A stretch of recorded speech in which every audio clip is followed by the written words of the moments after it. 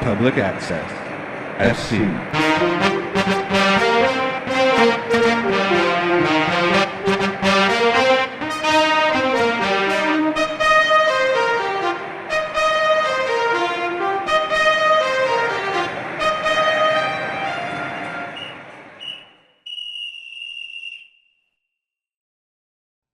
Hi, welcome to the second episode of Public Access FC.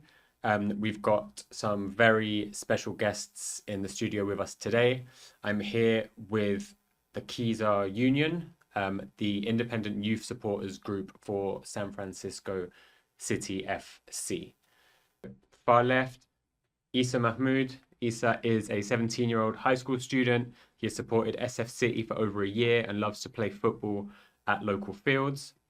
And Asa Vaziri. Asa is a 17-year-old that's been following SF City FC since 2023. Born and raised in San Francisco, he enjoys the club's dedication and appreciation of the local community and its icons. And then Isaiah Cornejo. Isaiah is a 17-year-old from San Francisco as well, who enjoys surfing, playing soccer, watching soccer, and of course, attending local soccer matches. He attended his first SF City FC match 1 year ago. Welcome to the show. I'm going to start off with a quote, which we've been doing for each of the episodes so far. This is from Uruguayan journalist, writer, and football fan Eduardo Galeano from his book Football in Sun and Shadow. Banners wave and the air resounds with noisemakers, fireworks, and drums. It rains streamers and confetti. The city disappears, its routine forgotten. All that exists is the temple. In this sacred place, the only religion without atheists puts its divinities on display.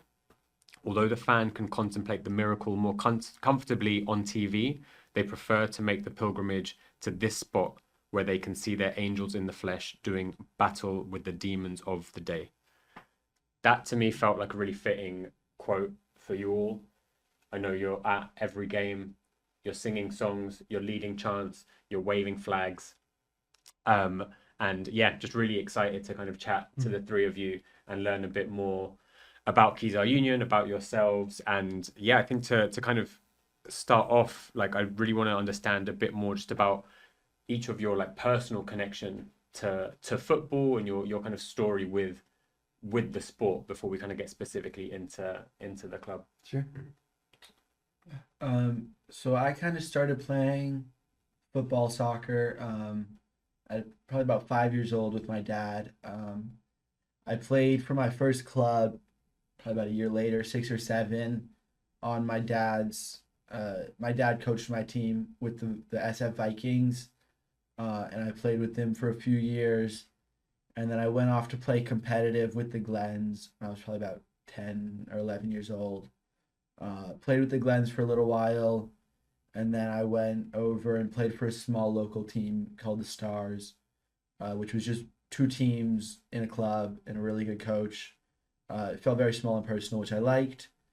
And then when I got to high school, I went back to the Glens, which I really didn't like. And so I moved over to the Seals, the San Francisco Seals, and I've been playing for them for the last 2 years. I play goalkeeper. I enjoy playing. I don't enjoy playing at too high of a level or too competitive of a level. I enjoy more playing for fun with my friends and just hanging out and having a good time on the field. So yeah, I just like to play soccer with my friends, watch soccer at school, and just enjoy the game. Nice. Okay, you've got like a strong connection. It's like quite a Yeah, storied football past for a 17-year-old. I play for my school too, for Drew with these 2 people and a bunch of my other friends. Wicked. Okay. Nice. How about you, sir? Yeah, so I've been playing on like rec and school teams all the way since probably even kindergarten. And then I really started getting into like actual league and Champions League football probably just before the pandemic in like 2019. Oh, cool. Yeah. Nice. So that's who so you have teams that you follow in Europe as well? Oh, cool. Who do you follow? I don't really have one I'm all out for, but I kind of like loosely support Porto, Valencia, Feyenoord, all those Nice. sorts. Yeah. Cool. Great. How about you, Issa? So I've been playing soccer for as long as I can remember, but I have one vivid memory of when I really got into it, and that was the first game of the 2014 World Cup.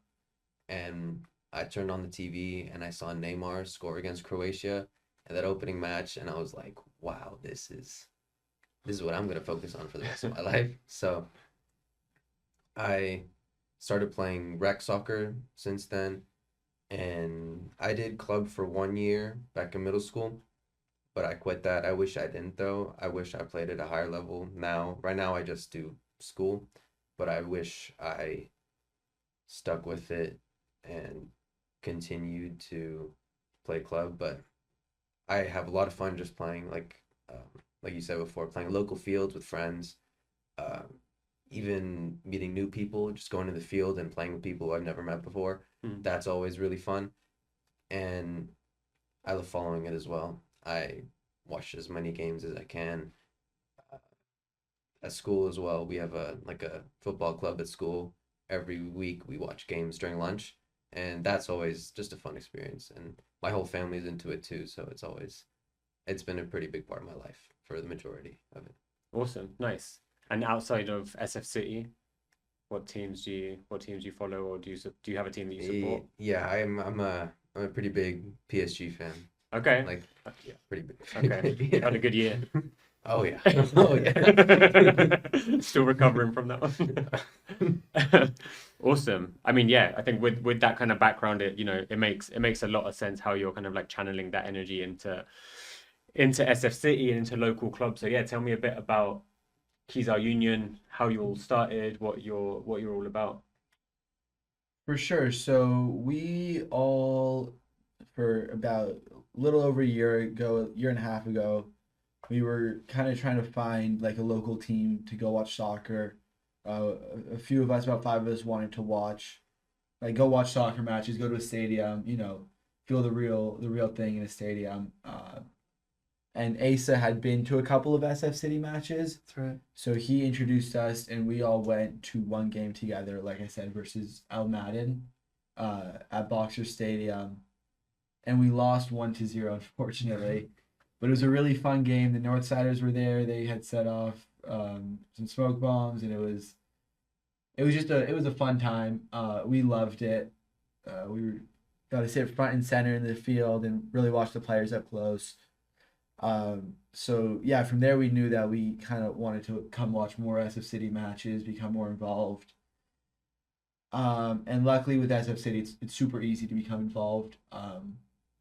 You can just talk to the people that work at the club and volunteer, uh, work for the club, get an internship. They don't pay anyone, but you can help with the club a lot.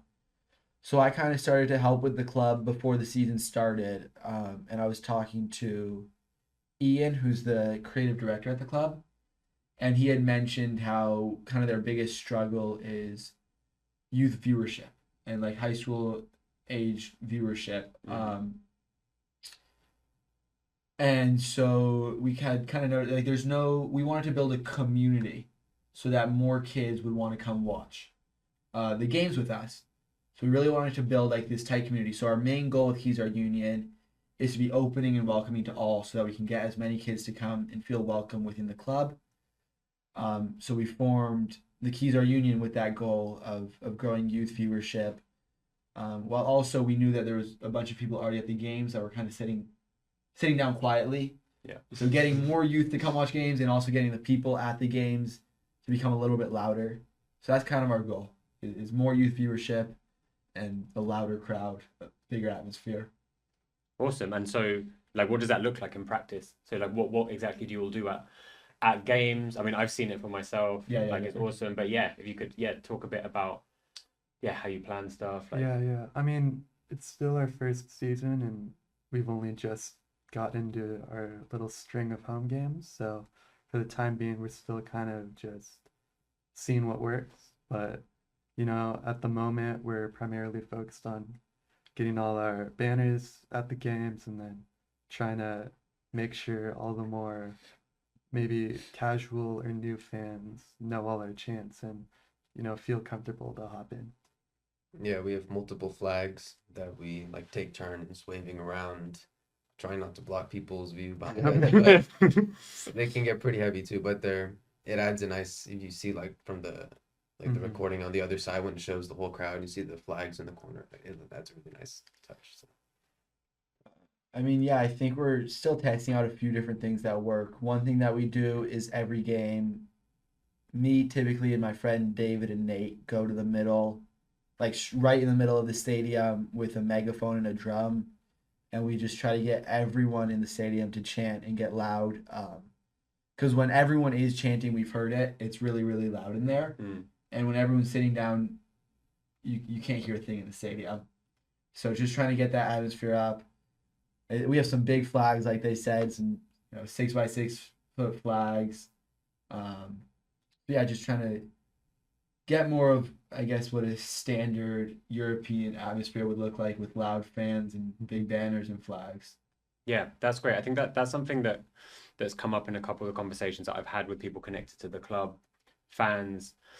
And yeah, I'm kind of interested to get your perspective on what that means. Like the more like European kind of like approach, the European like football culture. I think comparable sometimes to like the Latin American football culture, which I think are quite different to what, how supporters groups and maybe like community can kind of like gather around a club in the US. So yeah, I'd be interested to kind of like hear your perspective on that and how you approach it, I guess. Yeah, for sure. I think we all watch a bunch of games in both Europe and South America, and we see the fans, we see the big tifos, see the giant, they have 30 flags in their sector. And so I think we definitely are inspired by and take inspiration from those big supporters groups out in Europe. Yeah. I personally support Barcelona out in Europe, but I love the PSG Ultras. I think they're for sure one of the best ultras groups in the world. So I watch videos from them of their big flags and how they do it. And we definitely do try to replicate that. Not identical. We obviously want our own thing. We want to be a lot more welcoming to new people in our supporters group. I know those ultras are very closed off and can often be quite aggressive. We want to be a little bit more opening and welcoming and supportive of the club. But that supportership we definitely do want to mimic in some way of having, the big flags and atmospheres and all of that and tifos. Yeah, awesome. And then I'd also say there are kind of a lot of behind the scenes elements to that European or South American approach too. In America, for some reason, I feel like a majority of the population has got this idea that football is some fancy European sport, reserved for suburban middle class families. But we want to really kind of break that narrative, show them, no, this is for everyone. This is the people's sport. This is for the community, and it's a way to get involved. Yeah, I think just creating that atmosphere almost builds like a bubble around the stadium, makes everyone feel connected, which I think I know for me personally, going to a stadium that has like music and drums and flags and this really fun atmosphere versus kind of everyone just like sitting at like some other, I don't know, like little league baseball game or something. No shadow. But I think that really, for me, I almost imagine like a bubble, like around the whole stadium, and everyone's part of that bubble. And kind of like the quote that you were saying, like it really brings people together. You forget about everything else. And I think that atmosphere is something personally that I'm hoping to try to replicate with the KU. Yeah, I think to add on to that a little bit, I think Americans often view sports and games as like you sit there and you watch the game, you sit down, you watch the baseball game and eat a hot dog. But in Europe, it's less about the game, and it's, to be honest, for most people, more about the atmosphere of the game. Going to the stadium, going to your local games, they're whole day activities. You go. We obviously don't, but you can go, to a pub and before the game, and then go to the game and be in fan walks. So we want to build that a little bit more. So we've been doing often fan walks before the games, which are super easy. We just start. We typically leave about 45 minutes before the game starts from the Conservatory of Flowers, and we walk to Kezar. And then we've been in the works to try to get some more activities going on match day to make it a whole experience. So some things that we've been thinking of is like hosting like a bonfire after the game for fans, so we could take the Muni out to the beach and have a bonfire after the game, or like player meet and greets before the game on like game days, stuff like that, where it's like a whole day activity. You go to the stadium and you hang out for a day. It's more enjoyable. Yeah, I love that. I think all those ideas sound great, and I think what you're talking about in terms of like fostering community, fostering connection, having been at the games myself, you can feel that for sure. I think what you're describing in terms of like the bubble, like there is something like, like really like engaging, but yeah, it doesn't feel exclusive at all. It feels very like genuine. It doesn't feel kind of like artificial or engineered in any way. And everyone's like very welcoming, like people from the club, people from the supporters groups. I think one of the fascinating things for me is as well that there's 3 main supporters groups. Yeah. So we have you on this episode. I hope so to basically do an episode dedicated to each of the supporters groups as well, get the different perspectives. We've got the Northsiders coming in. We're speaking to Fault Line offenders as well. Yeah. We've been chatting with them. And yeah, there's just this kind of like through line of just, openness, genuine like connection, like love for the sport, but really like everything that this show is about and the stuff that I've done in my films and my work and everything, like everything that like is around football. It's like the life, the culture, everything off of the pitch. Like there's so much just like, emotion, like identity, like connection around it before, that like opening whistle even like goes off.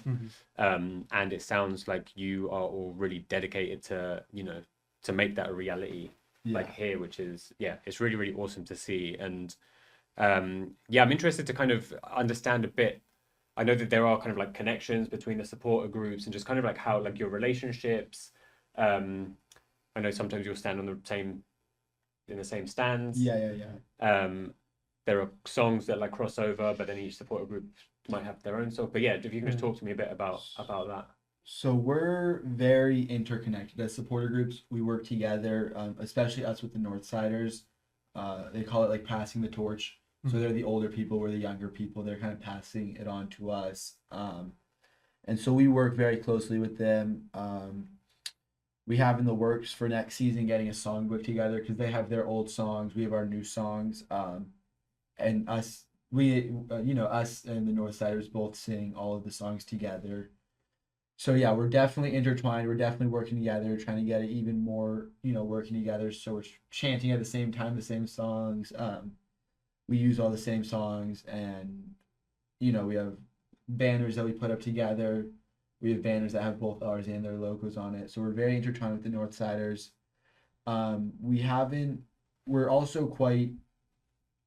We're quite close with the Fault Line offenders as well. I don't know too much about their group. I think they're a little bit less open to new people coming in. I'm not sure exactly.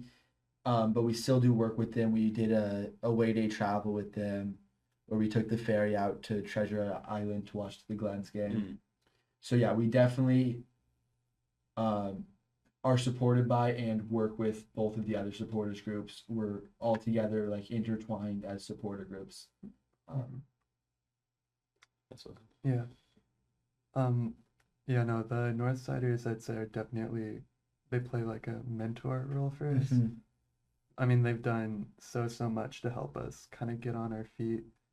Like, from giving suggestions on how we can set up to actually providing like drums, flags, banners, all that.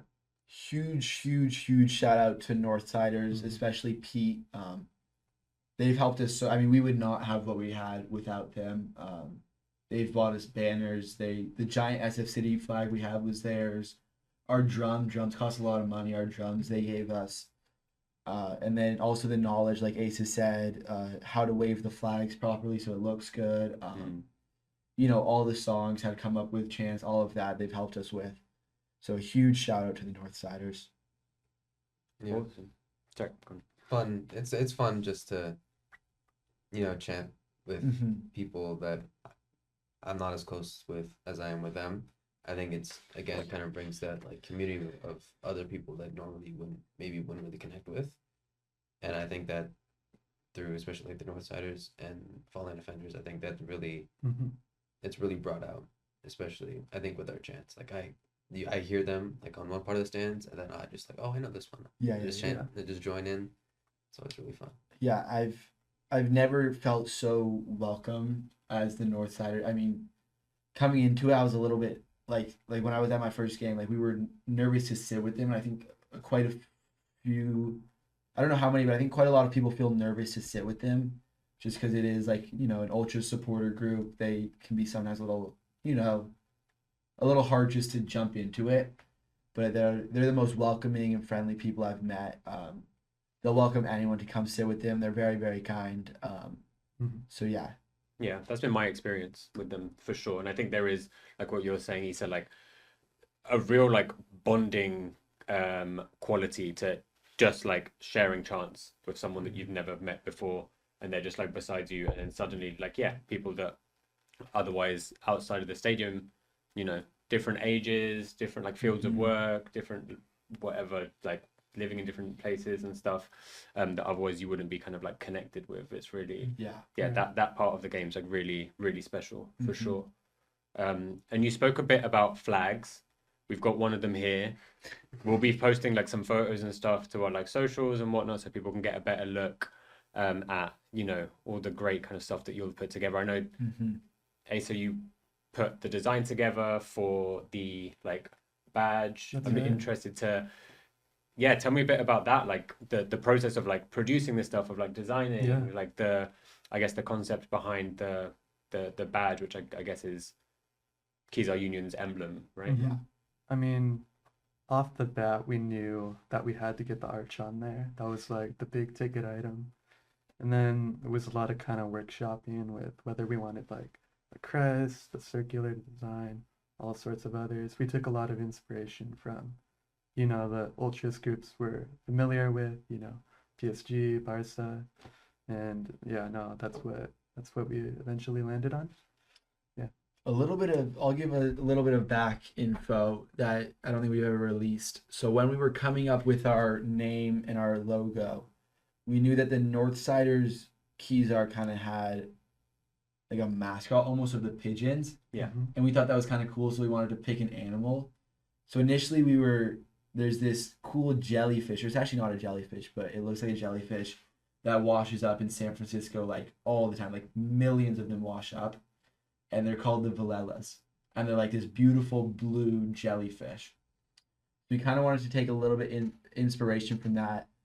We didn't include them in our name or anything, but they were kind of just for us like a behind the scenes mascot. And so that's where we got this color on the flag from, is that the color of the Velelas. That's very cool. So like it's little, like just a little detail that you wouldn't even notice. But yeah, we got that blue from the Velelas. I love that. I love those. Yeah, I love those little like details. That's like in your story. That's like your Right. identity. Yeah. Like, We were like on a FaceTime all together trying to come up with like names and ideas, and it took us a long time to land on a name, because I mean the main thing is we wanted the name to feel welcoming. Yeah. So I feel like Union feels like a crew that you can like feel very safe in. So Union, yeah, it's is- inviting. that was our name, and then Kezar is just like the stadium we play in. So what could be more welcoming than that? Yeah. The nice thing about Kezar Union is it's not too SF City specific. Yeah. Because we've got, you know, two other teams that play there, Farlito and the Nighthawks. So Mhm. we can show up to their games with all our banners and, you know, be just as supportive to them as we are for City. Yeah, we support. We go and watch the Nighthawks and Farlito games, and we wave our flags and have a good time. They're not like our main team, but we still go out there and have a good time at their games. Definitely. Yeah, that's awesome. Yeah, I was at the Favorito game on Saturday, just kind of like passing through because I live near the park. Yeah. Oh, yeah. But I was on the I was like in the home stand, I guess, for like City. I saw you all on the We other were, side. yeah, we were there. Yeah. And then I think Nighthawks, or I guess they'll have played after this air, but they play tomorrow. Okay. Yeah. Cool. And I mean, I guess kind of talking about San Francisco, you know, Mm-hmm. we're here in San Francisco. You all go to school here. You're from the city. I'm kind of, you know, kind of asking people to just kind of talk about San Francisco. Like, tell us a bit about, you know, what's special about San Francisco. How would you kind of like describe the city to people watching, you know, who aren't familiar with it? I think one thing that's great about San Francisco is it has all these different little niche types of people that all kind of coexist within San Francisco. I mean, you have the original like hippies from the 70s, you know, especially in the Haight with all their colorful outfits and all that. You have a lot of, I'll call it tech bro, but just people that work in tech that live in the city. You know, you have a lot of younger people. I think there's a lot of young people that live in the city, which I love. A lot of, you know, different immigrant families, which is great. You have different, I think the best food in the world because you can have, in the same neighborhood, you can have Mexican food, you can have Asian food, you can have, you know, Italian food, you can have all different types of food just because there's so many different types of people that live here, which I love. You know, you're also able to meet people from all different places in the world. So yeah, I just like the variety of people here, and that they're all welcome in the city. I mean, for me, I think the best way of describing it would be there's a very harmonious anarchy to it all. You know, you walk down the Haight, you walk through Golden Gate Park. It's like absolute chaos, but in the most beautiful way. And I think that's really reflected in the club too. You know, in each section, we got the most random collection of people, but they're all there supporting one another, supporting the team, and it's always beautiful to see. Yeah. Awesome. Something else? Yeah, I mean, I have a little different perspective of the city. I don't actually live in the city itself. I live just outside. And so when I was younger, I didn't come into the city a lot. But especially since I've been going to school here, I've been coming here obviously like every single day. And I love how accessible it is. I think one thing that makes San Francisco different from other cities is how small it is compared to like LA, Mm-hmm. which is like massive contrast. And I think it really, if you, let's say you're hanging out near like Ocean Beach, you say, oh wait, maybe we should go to like the ferry building. It's not, it might take some time, but it doesn't take like 3 hours to get to the other side. The buses are super manageable, especially for young people. And I think that for me, I don't have a car. Taking the bus, walking as well. Walking is always, you know, you walk Yeah, quite a lot. big Yeah. walker here. I think that's something that's pretty unique to San Francisco. I don't think many cities, or especially in the US, are as accessible in that sense. And yeah, I think also the food. I'm a big fan of the food. Yeah, That's very fair. it's difficult to argue with. Yeah, well, I mean, thank you so much for coming in. It Yeah, was of such course. a good time chatting to you all. You know, we'll obviously be watching some games and singing together over the next few weeks. Yeah, thank you for tuning in. It's been the second episode of Public Access FC, and yeah, if you want to come out, see the Kezar Union doing their thing, you know, you can check out sfcityfc.com for upcoming fixtures, the schedule for the remainder of the season, and get involved. Thanks.